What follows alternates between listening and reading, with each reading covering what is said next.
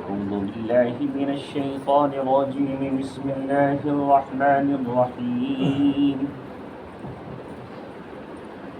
ما ننسخ من آية أو ننسها نأت بخير منها أو مثلها ألم تعلم أن الله على كل شيء قدير ألم تعلم أن الله له ملك السماوات والأرض وما لكم من دون الله من ولي ولا نصير أم تريدون أن تسألوا رسولكم كما سئل موسى من قبل ومن يتبدل الكفر بالإيمان فقد ضل سواء السبيل ود كثير من أهل الكتاب لو يردونكم من بعد إيمانكم كفارا حسدا من عند أنفسهم من بعد ما تبين لهم الحق فاعفوا واصفحوا حتى يأتي الله بأمره إن الله على كل شيء قدير وأقيموا الصلاة وآتوا الزكاة وما تقدموا لأنفسكم من خير تجدوه عند الله إن الله بما تعملون بصير صدق الله مولانا العلي العظيم. گزشتہ ہفتے بھی اس سے پہلی آیات میں یہ بات اللہ تبارک و تعالیٰ نے کے سلسلے میں بنی اسرائیل کے سلسلے میں اہل ایمان کو بتائی کہ ان کے سازشوں کا ایک حصہ یہ بھی ہے کہ وہ رسول اکرم صلی اللہ علیہ وسلم کو لفظ راعینہ سازش کے طور پر کہہ کر پکارتے ہیں. مقصد ان کا یہ ہوتا ہے کہ مسلمان بھی اس لفظ کو استعمال کریں اور اس میں آپ کی توہین مقصود ہوتی ہے. اس کو اگر راعی کو کھینچ دے تو اس سے معنی چرواہے کے مراد ہوتے ہیں. پھر وہ اپنی طرف سے اہل ایمان کو ورغلاتے رہتے، اکساتے رہتے، دل میں شک اور شبہات پیدا کرتے رہتے، سوالات پیدا کرتے. کبھی کہتے کہ جب تمہارے نبی یہ کہتے ہیں کہ دین حضرت آدم سے لے کر حضرت نوح، حضرت ابراہیم، حضرت موسیٰ سے گزرتا ہوا ایک ہی دین ہے، تو پھر اس میں احکام کی تبدیلی کیوں؟ ضرورت کیا تھی نئی کتاب کی؟ پھر کچھ احکام بدلے ہوئے کیوں ہیں؟ ایک تو یہ اعتراض ان کا رہتا تھا کہ جب یہ کہا جاتا ہے ایک ہے تو پھر اس میں تبدیلی کیوں ہے؟ وہی کتاب جو موسیٰ علیہ السلام پر تھی تورات ہمارے پاس وہ ہے، تو نئی کتاب قرآن کی کیا ضرورت؟ جب ایک رسول موجود ہے تو پھر نئے رسول کی ضرورت کیا ہے؟ یہ اعتراض آج بھی کوئی کر سکتا ہے، ہوتا ہے آج بھی. دینوں کے درمیان جب مناظرے ہوتے ہیں، مقابلے ہوتے ہیں، بحث ہوتی ہیں، تو وہ کہتے ہیں ہمارا دین پرانا ہے، تمہارا دین تو نیا ہے، تو ہم تمہارے نئے دین کو کیوں قبول کر لیں؟ تمہارا تو اتنا نیا ہے، ہمارا تو اس سے پرانا ہے. تو وہ یہ بات کہتے. تو اس کا جواب اللہ تعالیٰ نے اس آیت نمبر 106 میں دیا. دیکھیے دین اور اصول دین تو ایک ہی رہے، شریعت تبدیل ہوتی رہی، اور اس کی مثال ایسے ہے جیسے ایک حکیم اور ڈاکٹر نسخہ تبدیل کرتا رہتا ہے. موسم کے لحاظ سے، وقت کے اعتبار سے ڈاکٹر وہی ہے، انسان بھی وہی ہے، لیکن اس کے اعتبار سے نسخہ تجویز کرتا ہے. ایک شخص ہے کہ وہ ابھی بچپنے کے عالم میں گزر رہا ہے، اس کے دانت نکلے نہیں ہیں، تو اسے ایسی دوا دی جائے گی جو منہ سے چبانے کا کام نہ کرنا پڑے، اس میں دودھ کے ساتھ اسے نگلا جا سکے. بعد میں ایسی دوا بھی دی جا سکتی ہے جس کو دانتوں سے چبانا پڑے. تو شریعت کے کچھ احکام تبدیل ہوتے رہے، لیکن دین کی جو اصل تھی اور اصول تھا وہ ہمیشہ ایک رہے. ایسا نہیں ہوا کہ اصل تبدیل ہو گئی ہو. دوسری بات، اللہ تبارک و تعالیٰ نے اب دین کو تکمیل کرنا تھا، اس لیے اللہ رب العزت نے اب آخری نبی اور آخری کتاب کو بھیجا. وہ بات یہی کہتے تھے کہ جب وہ اللہ تبارک و تعالیٰ کا یہ دین ہے یا اللہ کی کتاب ہے، تو پھر اللہ یہ کیوں کہتا ہے کہ یہ پچھلی قومیں بھول گئیں؟ قرآن نے کہا فلما نسوا الذکر، کہ جو انہوں نے اس ذکر کو، نصیحت کو بھولا دیا، تو آخر وہ بھول کیوں گئے؟ اس کا جواب دیا اللہ تعالیٰ نے ما ننسخ من آیت، جب ہم کسی آیت کو منسوخ کرتے ہیں، او ننسیہا، یا اس کو بھلا دیتے ہیں، نأتی بخیر منہا، تو ہم اس سے بہتر لے کے آتے ہیں، او مثلہا، یعنی اس سے ہم بہتر لاتے ہیں یا اس جیسی لے آتے ہیں. تو اگر تورات پچھلی امتوں نے بھلا دی تو ہم اس سے بہتر قرآن کو لے کر آئے. اگر انہوں نے اس میں تبدیلیاں کر دی تو ہم اس سے بہتر قرآن کو لے کر آئے. تو جو چیز ہم منسوخ کر دیتے ہیں کسی حکم کو، اس سے اعلیٰ اور افضل لے کر آتے ہیں. تو ایک تو نسخ ہے پچھلی امت، پچھلی قوموں کی کتابوں کے مقابلے میں. مان لو کوئی چیز تورات میں تھی، پھر وہ قرآن نے اس کو منسوخ کر دیا. جیسے آپ صلی اللہ علیہ وسلم فرمایا الاسلام یہدم ما کان قبلہ، اسلام نے پچھلے جو دین تھے ان کو منسوخ کر دیا. اس پچھلی جو چیزیں تھیں وہ منسوخ ہو گئی. اب وہی چیز قابل قبول ہوگی جس کو اسلام نے باقی رکھا.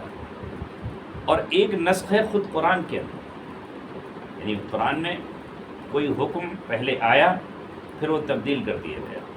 پہلے رخصت تھی پھر اس کو رخصت کو ختم کر دیا گیا. پہلے اجازت تھی پھر وہ اجازت ختم کر دی گئی. جیسے شراب کے سلسلے میں آہستہ آہستہ حکم آئے. پہلے محض اتنی بات کہی گئی کہ تم پھلوں سے جو چیزیں نکالتے ہو اس میں رزق حسن بھی ہے اور نشہ بھی ہے. رزق حسن، رزق کے ساتھ حسن بھی کہا گیا. جس سے تم جوس نکالتے ہو، شربت بناتے ہو، اس کو رزق حسن کہا گیا. اور سکر، نشے کے ساتھ حسن کا لفظ استعمال نہیں کیا گیا. تو سمجھدار جو لوگ تھے انہوں نے اسی وقت سے نشے کو چھوڑ دیا.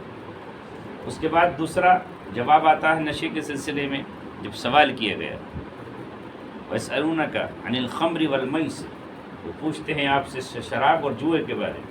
قُلْ فِيهِمَا إِثْمٌ كَبِيرٌ، تو آپ کہہ دیجئے کہ اس میں نقصان زیادہ ہے، اس میں نقصان بہت بڑا ہے اور اس میں نفع بھی ہے. لیکن اس میں نقصان جو ہے وہ نفع سے زیادہ ہے. فیہما نفع، اس میں نفع بھی ہے لیکن نقصان اس کا زیادہ ہے.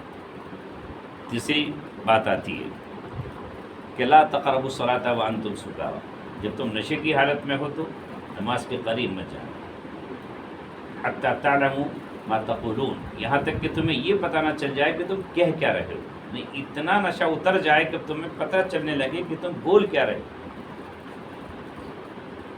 نشہ اس حد تک بھی چڑھا ہوتا ہے اسے کہنے والے کو پتہ ہی نہیں ہوتا کہ میں بک کیا رہا ہوں. اس غفلت کی حالت میں ہو تو پھر مسجد کے قریب مت جائے. پھر اگلا حکم آ گیا یا ایھا الذین آمنوا انما الخمر والمیسر والانصاب والازلام رجس من عمل الشیطان فاجتنبوہ لعلکم تفلحون. اے ایمان والو، یہ نشہ اور یہ شراب اور یہ جوا، یہ پانسے کے تیر، یہ بت گندگیاں ہیں، باقی ہیں، شیطان کی ایجادات ہیں، ان سے بچ جاؤ. یہ آخری حکم. تو شروع میں رخصتیں تھیں اور بعد میں پھر حرمت کا اعلان ہو گیا. جیسے نماز میں شروع میں بات چیت و کلام کرنے کی اجازت تھی، بعد میں پھر وہ منع کر دیا گیا کہ اب آپ کو اجازت نہیں ملے گی. تو اللہ تبارک و تعالیٰ کے بعض احکام وہ ہیں جن میں شروع میں کچھ اور تھے اور بعد میں تبدیل کر دیے گئے. جیسے کوئی عورت زنا کر لیتی، قرآن کریم نے کہا واللاتی یأتین الفاحشۃ من نسائکم فاستشہدوا علیہن اربعۃ منکم، تم میں سے، تمہاری عورتوں میں سے جو عورتیں بے حیائی کا ارتکاب کر لیں تو ان میں سے 4 گواہ بنا لو. پھر اگر وہ 4 لوگ گواہ بن جائیں تو پھر ان کو فامسکوہن فی البیوت، تو پھر ان کو گھر کے اندر قید کر دو حتی یتوفاہن او یجعل لہن او یجعل اللہ لہن سبیلا. تو انہیں گھروں میں قید کر کے رکھو یا اللہ ان کے لیے کوئی اور حکم نازل کر دے.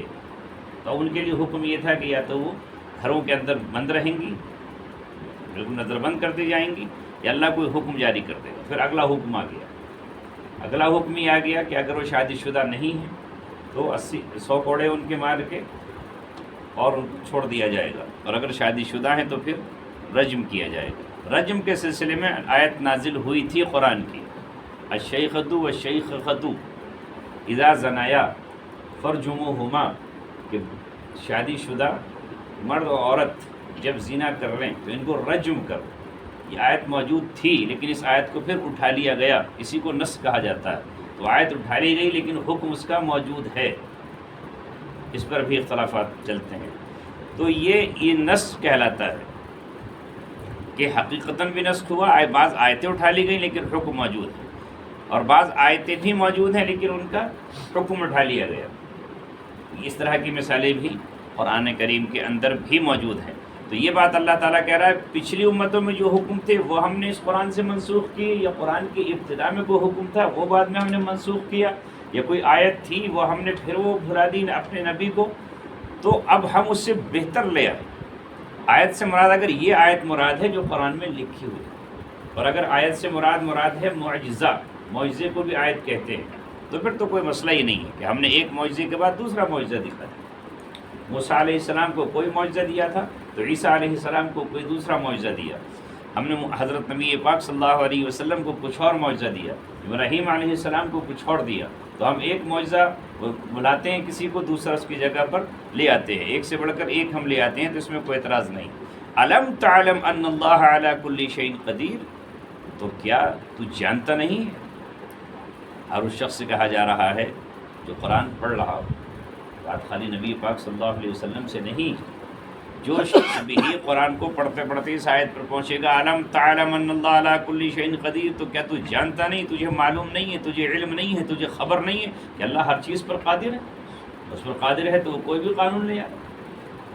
اس طرح دنیا میں کوئی گورنمنٹ، کوئی بادشاہ جو چاہے قانون لے آئے۔ اب تک کوئی اور تھی حج کی پالیسی، آج کچھ اور ہو گئی، کیا کریں گے آپ؟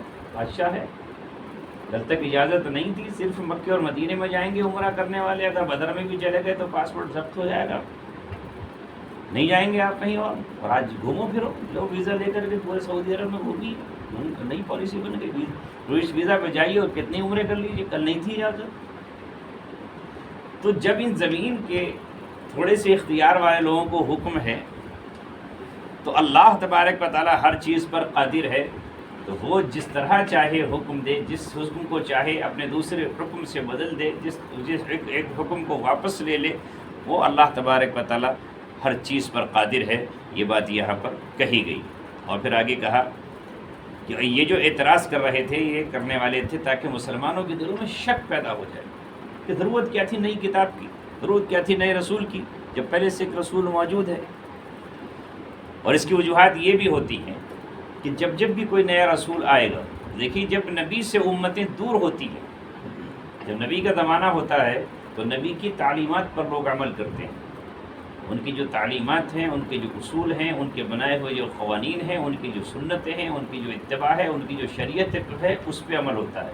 اور جب نبی سے دور امتیں جاتی ہیں تو ان کے طریقوں پر، ان کی سنتوں پر عمل کم ہوتا ہے، ان کی یاد زیادہ منائی جاتی ہے، ان کا ذکر زیادہ کیا جاتا ہے، ان کے نام زیادہ لیے جاتے ہیں، بس عمل نہیں ہوتا۔ اب بس ان کا نام لیا جائے گا اور ناموں کی بس گفتگو شروع ہو جائے گی۔ تو جیسے جیسے نبیوں کا دور شروع ہوا تو تذکرے تو بہت زیادہ ان کے ہو رہے ہیں، محبت کا اظہار تو بہت زیادہ، لیکن عمل ان کی زندگیوں پر کم۔ اب جب رسول آتا کوئی تو پچھلے نبی کے نام کو بھلانے، بس اس کا نام لیے جا رہے ہیں، یہ کہاں سے آ گئے تھے؟ تو پرانی یادیں چل رہی ہیں، پرانی باقی باتیں چل رہی ہیں۔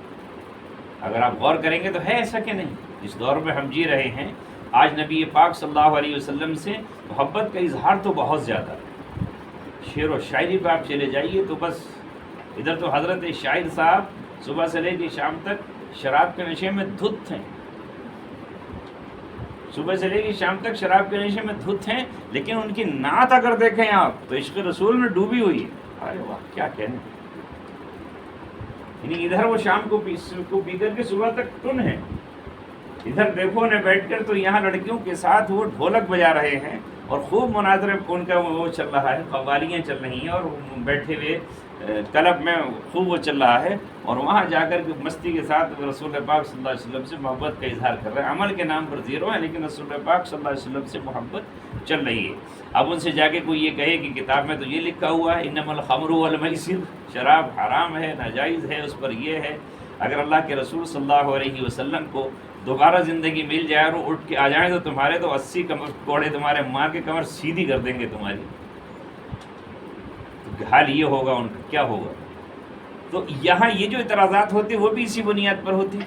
عیسیٰ علیہ السلام کا دور بہت پیچھے چلا گیا، 600 سال پیچھے کا دور ہے، موسیٰ علیہ السلام کا اور ہزاروں سال اور پیچھے کا دور چلا جاتا ہے، تو ان کے نام کے تذکرے تو بہت زیادہ ہیں، گفتگو بہت زیادہ ہے، لیکن یہ بات ان کو لگ رہی کہ اچھا اب تورات کی ہوتی ہوئی نئی کتاب آتی تو اور زیادہ مشکل کھڑی ہو جاتی۔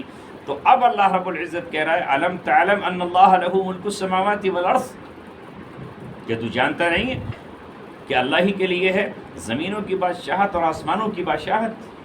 وہ بادشاہ ہے زمین کا بھی اور آسمان کا.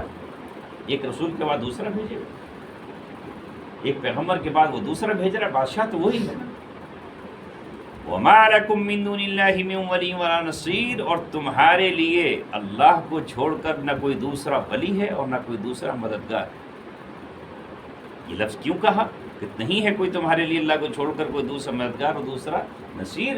کیونکہ یہ سازشیں کر رہے تھے. یہ رخ ہے ان یہودیوں کی طرف جو اہل ایمان سے ایمان چھیننا چاہتے تھے، انہیں بھٹکا دینا چاہتے تھے اور راہ حق سے ڈگا دینا چاہتے تھے، ان کے قدموں کو وہاں سے پھسلا دینا چاہتے تھے. ان کو دھمکی دی اللہ تبارک و تعالیٰ. یہ دھمکی آمیز لہجہ تنبیہ ہے یہ کہ نہیں ہے تمہارے لیے کوئی مددگار اللہ کو چھوڑ کر، کہ تم اسی کے راہ سے اس کو ہٹانا چاہتے ہو. کہ بھائی ضرورت کیا ہے نئی کتاب کی، ضرورت کیا ہے نئی شریعت کی، ضرورت کیا ہے محمد صلی اللہ علیہ وسلم کی، جب پہلی کتاب موجود ہے. بھول کیسے گئے کتاب کو کہ وہ اللہ کی کتاب ہے تو بھلا کیسے دیا اس کو؟ یہ کیا قرآن میں اس کا ذکر کیسے آیا؟ تو اللہ نے کہا ہم بھلواتے ہیں. اس کی وجہ یہ ہے کہ ہم اس سے بہتر لانا چاہتے ہیں. وجہ یہ ہے کہ ہم کسی آیت کو منسوخ کرتے ہیں تو اس کی وجہ یہ ہوتی ہے کہ اس سے اچھا حکم لے کر آتے ہیں. پہلے یہ تھا کہ عورتیں گھروں میں قید رہیں، یہ پھر اگلا کوئی حکم آ جائے تو اگلا حکم آ گیا، اللہ نے بھیج دیا. یا تو کوڑے لگائے جائیں گے یا رجم کیا جائے گا. اس سے بہتر حکم آ گیا. شراب میں پہلے یہ حکم آیا تھا کہ بس نشے کی پی لو شراب، تو لوگوں نے پی لی. ٹائم ڈھونڈتے وہ لمبا ٹائم دیکھ لو، صبح کو پی لیتے، ظہر کا فجر کا ٹائم ذرا لمبا ہے اس دور پی لو، بیچ میں نماز کا ٹائم گئے. اس سے بہتر حکم آ گیا کہ اب پینی ہی نہیں، بالکل حرام، قطعاً حرام. انما یرید الشیطان ان یوقع بینکم العداوۃ والبغضاء فی الخمر والمیسر وَيَصُدَّكُمْ عَنْ ذِكْرِ اللَّهِ وَعَنِ الصَّلَاةِ فَهَلْ أَنْتُمْ مُنْتَهُونَ. کہ شیطان تو یہ چاہتا ہے کہ شراب کے ذریعے اور جوئے کے ذریعے تمہارے درمیان بغض اور عداوت کو ڈال دے. فَهَلْ أَنْتُمْ مُنْتَهُونَ، اور تمہیں نماز سے اور ذکر اللہ سے غافل کر دے تو کیا تم باز آ جاؤ گے؟ تو صحابہ باز آ گئے، یہ حکم آ گیا. اب یہودی سوالات کی بھی ایک سازشیں شروع کرتے. ایک مشرکین مکہ کے پاس پہنچ جاتے، کفار اور قریش کے پاس پہنچتے اور کہتے اگر یہ نبی برحق ہے تو ان سے ذرا سوال کرا، ان کو یہ پتہ ہوگا. آپ کو معلوم ہے کہ وہ کوئی شوشہ چھوڑ دے. ذرا چاند کے بارے میں سوال کر لو، یہ چاند گھٹتا بڑھتا کیوں؟ سوال انہوں نے تو کرو. یہ سلونک عن الاہلہ، ذرا بتائیے صاحب یہ چاند کبھی چھوٹا ہے کبھی بڑا، سورج تو نہیں گھٹتا بڑھتا. سوال کر رہے ہیں. ذرا سوال کریے اصحاب کہف کے بارے میں. اصحاب کہف کون تھے، ان کی تعداد کیا تھی، وہ کس غار میں تھے، زمانہ کون سا تھا، بادشاہ کیا تھا. سوال کریے روح کے بارے میں، یہ سلونک عن الروح. سوال کریے ذوالقرنین کے بارے میں، ذوالقرنین کون تھے، انہوں نے کہاں کہاں کا سفر کیا تھا، کون سی دیوار قائم کی تھی، وہ دیوار کس جگہ پر ہے، کیا ہے. یعنی الجھانا. اگر وہ جواب دیں تو مشکل، جواب نہ دیں تو مشکل، یا تو بدزن کر دیں. تو بہت سے سوالات وہ کراتے. یہ سوال کریے کہ یہ کریے کہ وہ سوالات کریے. پوچھو اپنے باپ کے بارے میں، پوچھ لو میرے ابا کہاں ہیں، جنت میں کہ جہنم میں. تو قرآن نے پھر منع کیا، ایسے سوال مت کرو کہ اگر وہ ظاہر کر دیے جائیں تو تمہیں کوئی شرم آئے گی. اچھا بتاؤ میں کس کا بیٹا ہوں، مت پوچھ، تو پتہ چل جائے کس کا ہے. تو لا تسألوا عن اشیاء ان تبد لکم تسؤکم، مت پوچھو ان باتوں کے بارے میں کہ اگر وہ بتا دی جائیں تو تمہیں برا لگے گا. قرآن نے یہ بات کہی. تو وہ سوالات کراتے. موسیٰ علیہ السلام کی قوم بھی وہی کام کر رہی تھی، اللہ سے بار بار سوال کرتے، ذرا یہ بتا دیجیے، وہ بتائیے، یہ کریے، وہ کریے. تو اب یہ حکم آیا اللہ تعالیٰ کی طرف سے، ہم تريدون، یعنی اب یہ ایمان والوں سے کہا جا رہا ہے کہ تم ان کے کہنے میں آ کر. اب یہ مکے میں سوسائٹی وہاں پر ہے، اور وہ سوسائٹی وہ ہے جو اپنے آپ کو ڈیولپ کیے ہوئے ہے، ترقی یافتہ ہے، ان کے پاس مال ہے، دولت ہے، ایک ان کی اپنی تہذیب ہے، سونار وہ ہیں، ہتھیار ان کے پاس ہیں، مارکیٹیں ان کے پاس ہیں، یہودی ہیں وہ، بڑا ان کا ایک قبضہ ہے، مونوپولی ہے ان کی وہاں پر. اور یہ ایک طرح سے ان پڑھ لوگ ہیں، امیین ہیں. اللہ نے ان سے کہا ام تريدون ان تسألوا رسولکم کما سئل موسیٰ من قبل، کیا تم چاہتے ہو کہ تم بھی اپنے رسول سے ویسے ہی سوالات کرو جیسے اس سے پہلے موسیٰ علیہ السلام سے سوال کیے گئے تھے. فضول کے سوال کرنے کی ضرورت نہیں ہے، بالکل نہیں. جو ضرورت کی باتیں ہوں وہ سوال کر لیں. جب آئی یہ باتیں صحابہ ٹھہر گئے، بہت کم سوالات کیے صاحب. منع کر دیا اللہ تعالیٰ نے، زیادہ سوالات کرنے کی ضرورت نہیں ہے کہ بال کی کھال نکال لیں. چند مسائل کے سوالات آئے پیش تو کر لیجئے، لیکن یہ خواہ کے سوال آپ شروع کر دیں، نہ بالکل نہیں. ام تریدون ان تسألوا رسولکم، کیا تم چاہتے ہو کہ تم بھی سوالات کرو اپنے رسول سے ویسے ہی جیسے سوال کیے گئے تھے موسیٰ علیہ السلام سے؟ پیچھے گزری ہے وہ بات کہ موسیٰ علیہ السلام نے جب کہا ان سے کہ ان تذبحوا بقرہ، ایک بقرہ ذبح کر لو، بشیہ ذبح کر لو. تو سوالات کیے جا رہے ہیں، بتائیے کیسی ہو صاحب، کون سی ہو، رنگ کیسا ہو، کہاں کی پلی ہوئی ہو، حل میں چلی ہوئی ہو، نہیں چلی ہوئی ہو، کیا ہو کیا نہیں ہو. ایک جھڑی لگا دی انہوں نے سوالات کی ایک گائے کے بارے میں، حالانکہ ان کو اتنی کہا گیا تھا کہ ذبح کر لو. پھر جب ان سے کہا گیا کہ بیت المقدس کی طرف چلو تو پھر سوالات شروع کر دیے کہ صاحب وہاں تو ایسی قوم ہے ویسی ہے، پہلے جا کے تحقیق کر لیتے ہیں کون سے دروازے سے جائیں، کس سے داخل ہوں، کتنے لوگ ہیں، کون سا بادشاہ پہلے وہاں پر ہمیں لوگ بھیجیے، یہ کریے وہ کریے. پھر سوالات کرنے لگے اپنے رب سے کہیے کہ صاحب کب تک من و سروا کھاتے رہیں، ہمیں تو وہاں پہ کسی بستی میں اتاریے، ہمیں چاہیے پیاز ککڑی کھیرا یہ چاہیے. یہ سوالات کرنے لگے اللہ جہرتاً، ہمیں اللہ تبارک و تعالیٰ سامنے سے نظر آنا چاہیے اور وہ ہمیں آگے بتائے. تو یہ سوالات ہی تو تھے. تو یہاں اللہ نے ان کو روکا اور آگے فرمایا وَمَن يَتَبَدَّلِ الْكُفْرَ بِالْإِيمَانِ فَقَدْ ضَلَّ سَوَاءَ السَّبِيلِ، اور جو تبدیل کر لے، جو بدل لے کفر کو ایمان، جو ایمان کے بدلے کفر لے لے، یعنی ایمان تھا اور اس نے پھر کفر لے لیا. یہ کیفیت بیان کی جا رہی ہے منافقین کی، جو کہ ان میں منافق بھی تھے. اور منافق کیا ہوتا ہے؟ بیچ میں ہوتا ہے، ایک سائڈ اس کے کفر ہے، دوسری سائڈ اس کے ایمان ہے. اب چاہے وہ تو ادھر قدم رکھے تو ادھر ہو جائے، کفر میں چاہے لگ گیا، ادھر رکھے قدم تو ادھر ایمان میں داخل ہو جائے. تو جس نے کفر بدل لیا ایمان کے بدلے میں تو وہ سیدھے راستے سے بھٹک ہی چکا، سیدھے راستے سے بھٹک گیا. دونوں راستے تھے اس کے سامنے، نہ وہ لا الہ ہاؤلا ولا الہ ہاؤلا، نہ وہ ادھر تھا نہ ادھر تھا، بالکل بیچ میں تھا. وہ انتظار کر رہا تھا، ویٹ کر رہا تھا. تو اللہ تعالیٰ نے یہ کہا کہ بدلو مت، کفر اختیار مت کرو، ایمان قبول کر لو. اور وہ یہی انتظار کر رہے تھے. آیا مسلمانوں کو طاقت ملے گی یا ان مکے والوں کو طاقت ملے گی؟ کبھی اس کا انتظار کرتے، کبھی اس کا انتظار کرتے. اور چاہ یہ کہہ رہے تھے کہ یہ اہل ایمان بھی اسلام چھوڑ کر کے کفر میں داخل ہو جائیں. یہ بات اللہ نے بیان فرمائی کیونکہ یہ بات دلوں کی تھی، زبان سے ظاہر نہیں ہو رہی تھی. تو اللہ تعالیٰ نے ایمان والوں پر کھولی یہ بات، قرآن اتر رہا ہے. تو اللہ تعالیٰ دلوں کے اندر جو ان کے آگ دھدک رہی ہے، جو حسد ابل رہا ہے، اور جو ان کے اندر جذبات مچل رہے ہیں، اور جو سازشوں کے جال وہ بن رہے ہیں، جس کا اظہار ان کی نوک زبان پر کبھی کبھی اشاروں کے نام میں آ رہا ہے، جس سے واقف نہیں ہیں صحابہ کرام، اور جس سے واقف نہیں ہیں اس وقت کے اہل ایمان مخلصین، یہ سیدھے سادے بھولے بھالے. انہیں پتہ نہیں کہ دائیں بائیں ان کے کون ہیں اور یہ مجلسوں میں کیوں ہیں، اور یہ جو سوالات ہمیں دے رہے ہیں کرنے کے لیے اس کا مقصد کیا ہے، اور یہ جو ہمیں یہ باتیں کہہ رہے ہیں اس سے ان کا ارادہ کیا ہے. اس کو اللہ نے کہا وَدَّ كَثِيرٌ مِّنْ أَهْلِ الْكِتَابِ لَوْ يَرُدُّونَكُمْ مِّن بَعْدِ إِيمَانِكُمْ كُفَّارًا. اہل کتاب میں سے اکثریت چاہتی ہے، اکثر ان میں کہ اہل کتاب کے چاہتے ہیں، کثیر تعداد ان کی، زیادہ تر لوگ چاہتے ہیں ان میں سے، تھوڑے نہیں، زیادہ لوگ کیا چاہتے ہیں کہ وہ تمہیں تمہارے ایمان کے بعد کافر بنا ڈالیں، تمہیں پلٹ دیں کفر کی طرف، تمہارا ایمان ختم کرا دیں. تم انہیں اچھے نہیں لگ رہے ہو ایمان میں داخل ہوتے ہو، ہم تو ڈوبے ہیں صنم، تم کو بھی لے ڈوبیں گے. ہم تو ایمان میں داخل ہوئے ہی نہیں، تمہیں بھی ایمان سے ہم ختم کرا دیں.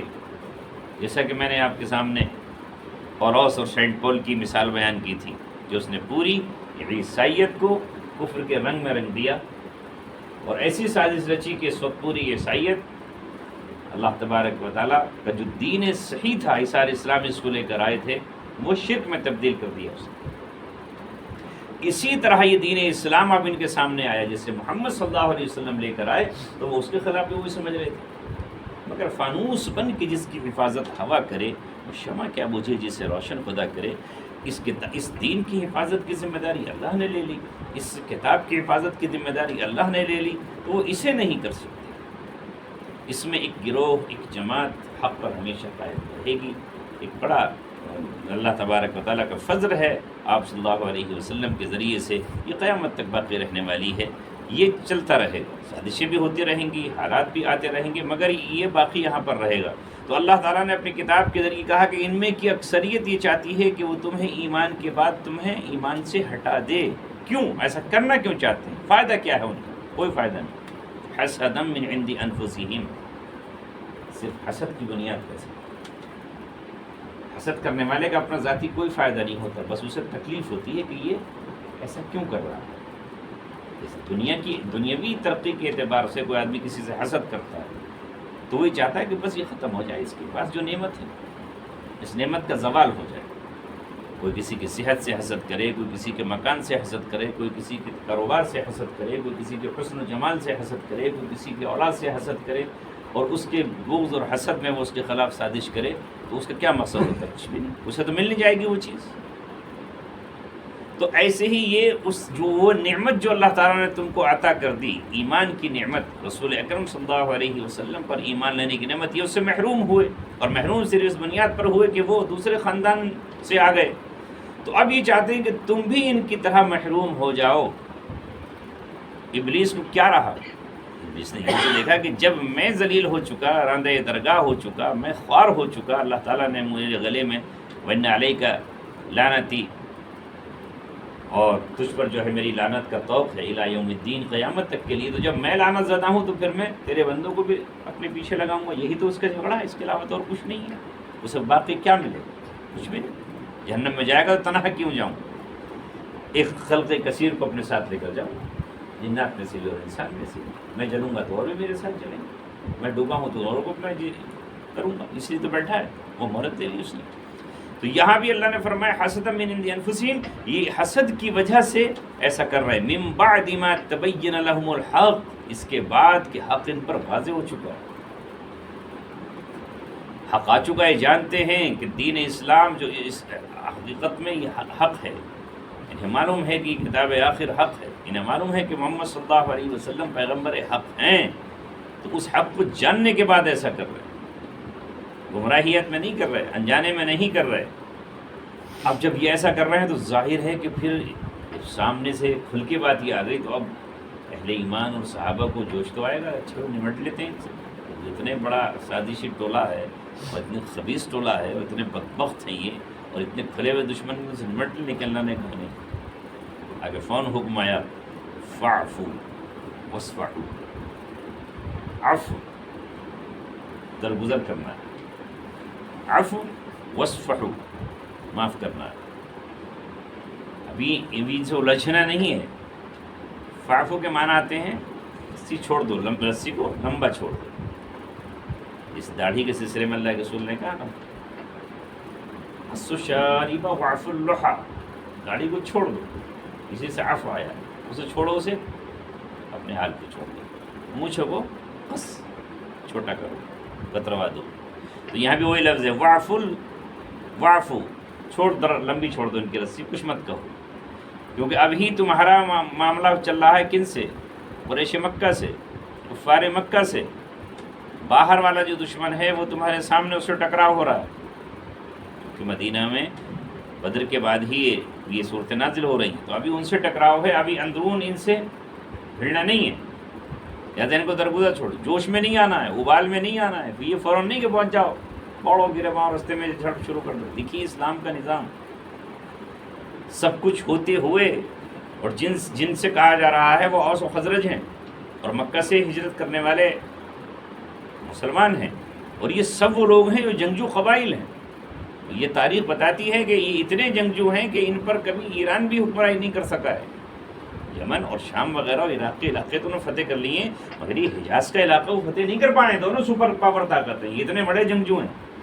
لیکن اس سب کے باوجود بھی ان کو حکم دیا جا رہا ہے کہ ابھی آپ کو عفو درگزر کرنا ہے، ابھی آپ کو بات کو مٹانا ہے۔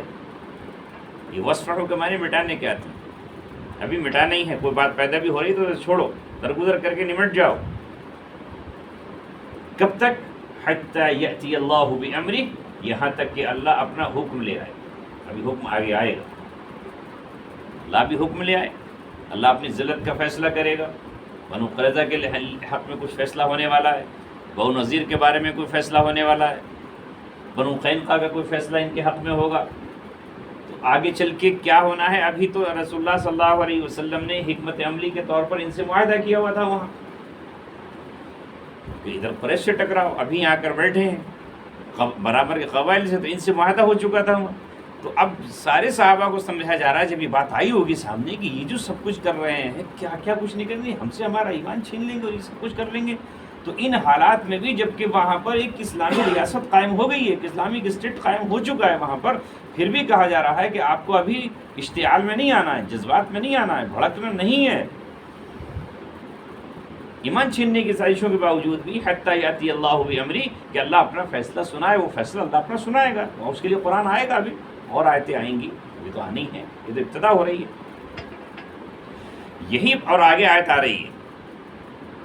اچھا، ان اللہ علی کل شیء قدیر، اللہ ہر چیز پر قادر ہے. وہ آگے فیصلہ تمہیں حکم دے گا کہ ان کے ساتھ کیا فیصلہ کرنا ہے، ان کے ساتھ کیا فیصلہ کرنا ہے.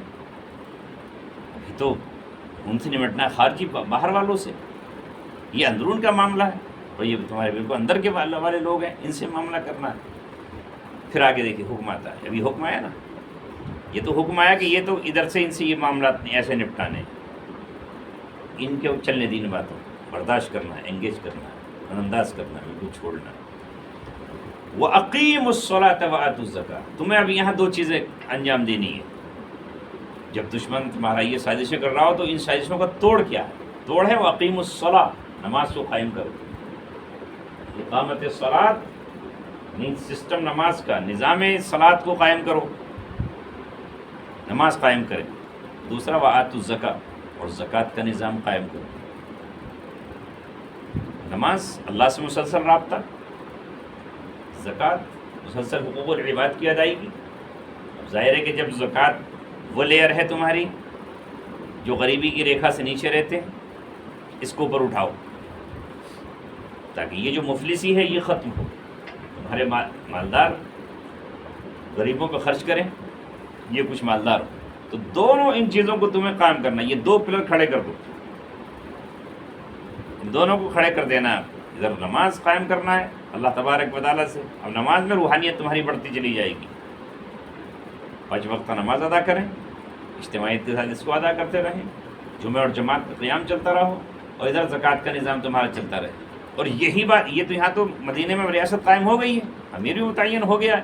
اس سے پہلے یہ حکم مکے میں بھی آیا ہے، جبکہ وہاں حکومت بھی نہیں ہے اپنی، اور دیگر احکام بھی نہیں ہیں. سورہ مزمل میں اللہ تعالیٰ نے وہ بات کی، وہیں بھی بالکل یہی الفاظ ہیں. وَأَقِيمُوا الصَّلَاةَ وَآتُوا الزَّكَاةَ وَمَا تُقَدِّمُوا لِأَنفُسِكُم مِّن خَيْرٍ تَجِدُوهُ عِندَ اللَّهِ هُوَ خَيْرًا وَأَعْظَمَ أَجْرًا. یہاں بھی یہی بات کہی گئی. وَأَقِيمُوا الصَّلَاةَ وَآتُوا الزَّكَاةَ وَمَا تُقَدِّمُوا لِأَنفُسِكُم مِّن خَيْرٍ تَجِدُوهُ عِندَ اللَّهِ، اور جو بھی تم بھیجو گے اپنی جانوں کے لیے، اپنے نفسوں کے لیے آگے کوئی بھی خیر، اسے پاؤ گے اللہ کے پاس. یہاں لفظ زکوٰۃ استعمال کیا ہے چونکہ آگے چل کر، ابھی زکوٰۃ کا نصاب نہیں آیا، وہ آگے چل کے آیا. ابھی لفظ زکوٰۃ استعمال ہوا ہے، لیکن آگے چل کے اس کا ایک سسٹم آیا ہے کہ اتنے سونے پر، اتنے چاندی پر، اتنے اونٹوں پر، اتنی بکریوں پر، اتنی بھیڑوں پر، اتنی گایوں پر، اتنے پر زکوٰۃ ہے. لیکن ابھی لفظ زکوٰۃ استعمال ہوا، مکے میں تو تھا ہی نہیں، یہاں بھی ابھی نہیں ہے شروع میں. لیکن اب تمہیں نکالنا ہے، لیکن تم جو بھی نکالو گے تو اسے پاؤ گے اللہ تبارک و تعالیٰ کے پاس. بالکل سیم یہی الفاظ وہاں ہیں، وہ خیر و عظمہ چھوڑ کر اللہ کے پاس وہ تمہیں ملے گا. یہ کام کرنے کے ہیں تمہارے، لیکن اب اسے چھوڑ کے تم اگر اس میں الجھ گئے تو کچھ نہیں ہو پائے گا. کیونکہ ابھی وہ بہت مضبوط ہے، ابھی وہ بہت طاقت میں ہے، ابھی وہ بہت قوت میں ہے. تم اس میں الجھ جاؤ گے تو معاملہ صحیح نہیں ہوگا. یہ اللہ تعالیٰ نے حکم دیا مکہ میں بھی اور یہاں بھی، کیونکہ مکہ میں بھی کمزور لوگ تھے، غلام تھے، باندیاں تھیں، مزدور تھے، غریب طبقات تھے. تو اب وہاں حکم ہو رہا ہے کہ یہاں پر تم اب زکوٰۃ کی شروعات کرو. حضرت زکوٰۃ استعمال کیا ہے کیونکہ اسلام نے جو لفظ بھی استعمال کیے ہیں ان کی جو ڈکشنری کے معنی ہیں، ان معنی کے اندر بھی ہمیں ابھارنے کے لیے، اور وہ چیزیں اس میں پائی جاتی ہیں جس سے ہمارا نفس اس کے لیے تیار ہو جائے. جیسے صلاۃ کے معنی دعا کے ہیں، رحمت کے ہیں. کبھی ہم نے اردو میں تو اس کا معنی نماز ہے، لیکن حقیقت میں تو یہ صلاۃ ہے. یہ صلاۃ کے معنی رحمت کے ہیں، لیکن خاص اصطلاح میں یہ صلاۃ کس کو کہتے ہیں؟ ہم نے جو ابھی عبادت کی ہے اسے صلاۃ کہتے ہیں، لیکن اس میں رحمت طلب کی جا رہی ہے. اس کے معنی دعا کے ہیں کہ ہم رحمت مانگ رہے ہیں. تو زکوٰۃ کسے کہتے ہیں؟ مال کے خرچ کرنے کا دوسرا نام زکوٰۃ ہے. زکوٰۃ کے معنی ہے پاکیزگی کے، کسی چیز کو پاک کرنا، اسے زکوٰۃ کہا جاتا ہے. تو اللہ تعالیٰ یہ کہنا چاہ رہا ہے کہ جس طرح تم اپنے جسم کو پاک کرتے ہو، ابھی ہم سب آئے نا وضو کر کے، اور اگر کسی بھی غسل فرض ہو تو غسل فرض کر کے آتا.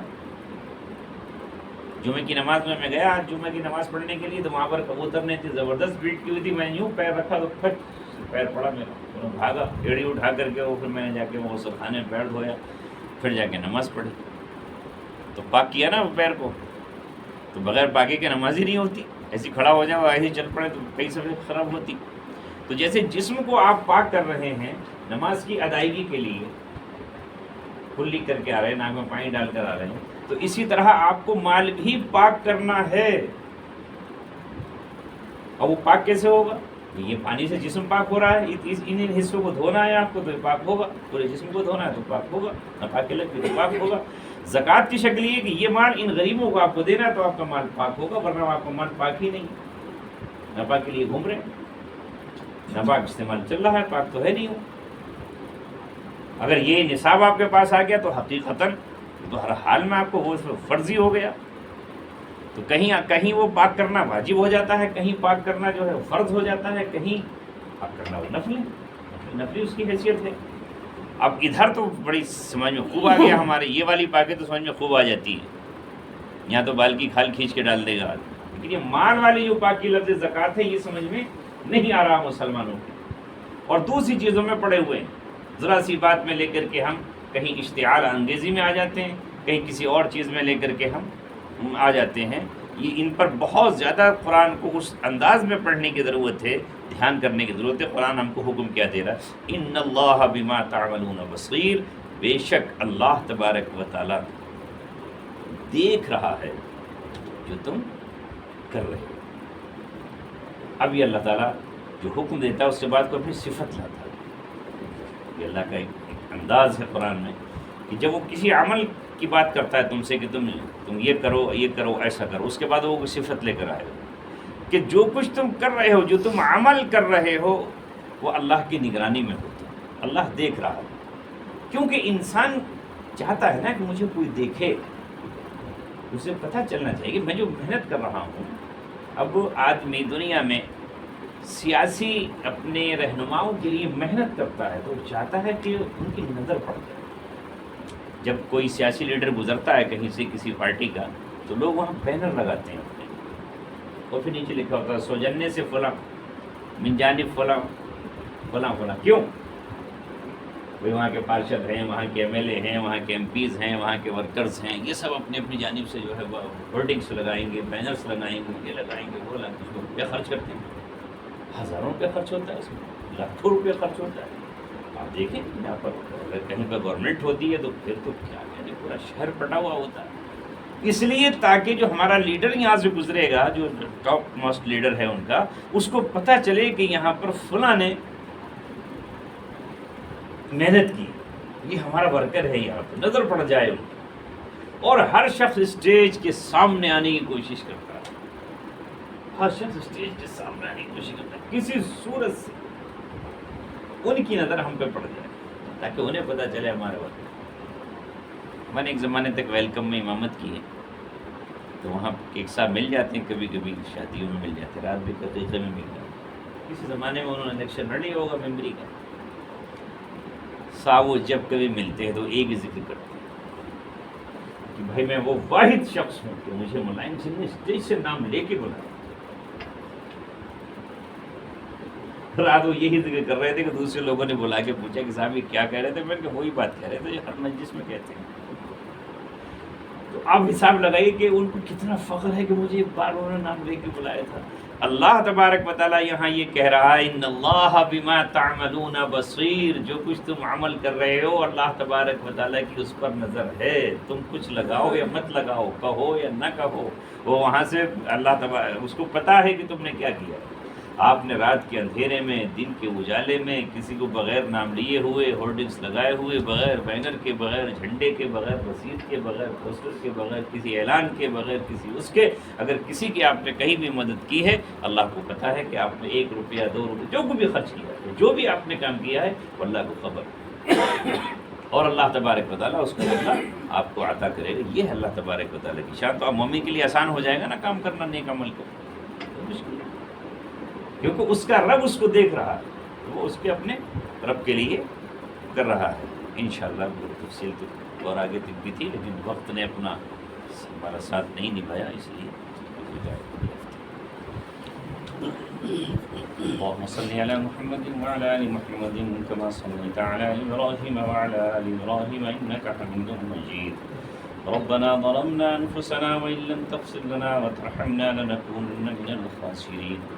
اے اللہ ہم سب کے گناہوں کو معاف فرمائیے، ہماری خطاؤں سے ہمیں درگزر فرما دیجیے، ہماری لغزشیں معاف فرما دیجیے اور ہماری دعاؤں کو قبول فرما دیجیے. اے اللہ زندگی میں جوانی سے لے کر اب تک اور اب تک سے لے کے جوانی کے پہلے دن تک، جس دن ہم بالغ ہوئے، اس دن تک کی ساری خطائیں صغیرہ ہوں کبیرہ ہوں، چھوٹے بڑے، ہر گناہ کو معاف فرما دیجیے. تیری عطاؤں سے بڑھ کر ہماری خطائیں نہیں ہیں، تیرے کرم سے بڑھ کر ہمارے گناہ نہیں ہیں، تیرے لطف و مہربانی سے بڑھ کر ہماری روسیاہی اور گناہ گاریاں نہیں ہیں. اے اللہ ہماری ہر خطا معاف فرما. ہمارے والدین دنیا سے جن کے رخصت ہو گئے ان کی مغفرت کے فیصلے فرما دیجیے. یہی معلوم ہمیں وہاں وہ کس حال میں ہیں. ہم نے تو گمان کر لیا ہے کہ وہ اچھے حال میں ہوں گے، لیکن اے مولا اگر وہ اچھے حال میں نہ ہوئے تو وہاں تیرے سوا کون ہے ان کا، تیرے علاوہ کون ان پر رحم کرنے والا ہے. ان کی اپنی نیکیوں کو قبول فرما لیجئے، ان کی اپنی نیکیاں قبول فرما لیجئے. ان کی اولاد کی اولادوں نے جو کچھ نیکیاں کی ہوں وہ قبول فرما لیجئے. ان کی زندگی کے صدقے قبول فرما لیجئے، دعائیں قبول فرما لیجئے. ان کے اے اللہ جو کچھ بھی صدقہ جاریہ ہوں اور جو کچھ بھی اعمال صالحہ ہوں وہ سب قبول فرما. امت کے حال پر رحم فرما دیجیے، سارے جہان میں امن و امان قائم فرما دیجیے. ہمیں آپ نے اس خطے میں پیدا فرمایا جسے ملک ہند کہتے ہیں. یہاں کے حالات بھی بد امنی اور بدحالی کا شکار ہیں. یہاں پر امن و امان اور سکون پیدا فرما، دلوں میں محبت کی چراغ روشن فرما. اے اللہ آپس میں بغض اور حسد اور ایک دوسرے کی دشمنی سے حفاظت فرما. اے اللہ ہمیں ایک دوسرے کے معاون و مددگار فرما دیجیے. ہمارے روزگاروں میں برکتیں عطا فرما، لیکن دونی رات چوگنی ترقیاں نصیب فرما. ہمیں مال خرچ کرنے والا بنا دیجیے. اقامت صلاۃ اور اقامت زکوٰۃ ان دونوں فریضوں کی ادائیگی کے لیے ہمیں اور ہماری نسلوں کو قبول فرما. اہل ایمان کو قبول فرما. جو کچھ کہا گیا اسے قبول فرما، جو کچھ رہ گیا اور کہنے میں کوتاہی ہوئی اسے معاف فرما. ہم نے ہاتھ اٹھائے ہیں اے اللہ اس وجہ سے کہ تلاوت قرآن کے بعد آپ ہاتھوں کو، دعاؤں کو قبول فرما لیا کرتے ہیں. ہماری دعاؤں کو قبول فرما. اے اللہ اجتماعی طور پہ ہاتھ اس لیے اٹھا لیے ہیں کہ نہ جانے کون بندہ آپ کا مخلص ہو اور اس کی وجہ سے آپ سب پر رحم فرما دیں. اللہ کے سب کی مرادیں پوری فرما، سب کی نیک آرزویں پوری فرما. غلط آرزوؤں سے، غلط ارادوں سے، غلط تمناؤں سے، غلط خواہشوں سے ہماری حفاظت فرما. اے اللہ جب جہاں جس چیز کی ہمیں ضرورت ہو وہ ہمیں نصیب فرما. ہماری دعاؤں کو اور جس نے بھی ہم سے دعا کے لیے کہا ہو اس کی دعا کو اپنے فضل سے قبول فرما.